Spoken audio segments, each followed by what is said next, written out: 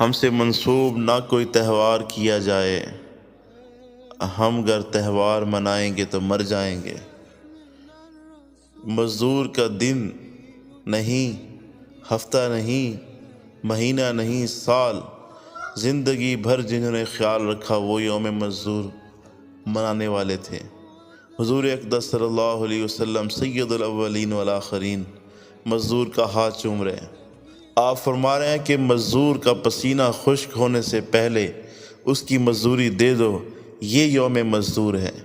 آپ ایک غریب کا ہاتھ پکڑ کر چوم رہے ہیں، یہ یوم مزدور ہے۔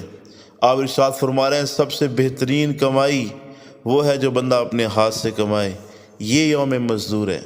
آپ فرما رہے ہیں کہ غریب مزدور 500 سال پہلے جنت میں جائے گا، یہ یوم مزدور ہے۔